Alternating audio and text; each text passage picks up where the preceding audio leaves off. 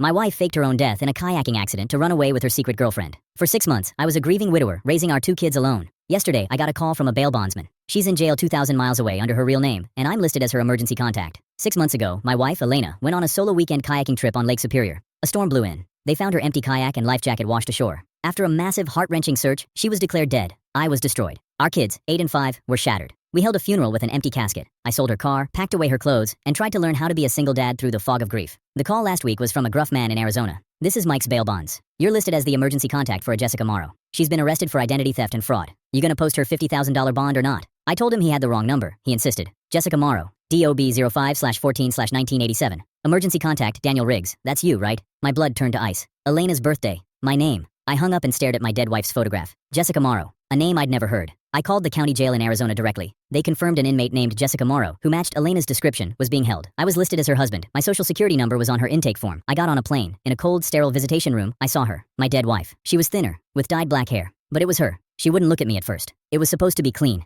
she finally whispered, her voice flat. The accident. I paid a guy to stage it. I had to get out, Daniel. I was drowning. The kids, the house, the life. It was a cage. Sarah and I. We'd been planning it for 2 years. Sarah was her college friend who'd moved to Phoenix. I thought they were just close. She was my real life, Elena said, a flicker of passion in her eyes for the first time. This was my only way to be with her without destroying you. But she wasn't who I thought. She took the money I'd siphoned from our accounts and left me. I had nothing. The idea I had made was flawed. I got caught. She had stolen nearly $80,000 from our joint savings over 2 years to fund her escape. Her death was a financial and emotional heist. My grief, my children's tears. It was all set, dressing for her new beginning. Reward. I left the jail without posting bond. I flew home, but I wasn't the broken man who left. I was filled with a righteous, volcanic fury. She hadn't just betrayed me. She had weaponized my love and my children's innocence. My first stop was my lawyer's office. We had her declared legally alive, which immediately nullified her death certificate and the small life insurance payout I'd received. Then we filed for immediate divorce on grounds of fraud, abandonment, and cruelty. We also filed a civil suit for the stolen $80,000 and the cost of the fraudulent funeral. The criminal charges in Arizona kept her incarcerated long enough for my legal proceedings to move with lightning speed. The divorce was granted. I was awarded full legal and physical custody, with a permanent restraining order barring her from contacting me or the children unsupervised, citing profound emotional abuse. I sat my kids down. I didn't tell them the whole ugly truth. I said, we learned something miraculous and very confusing.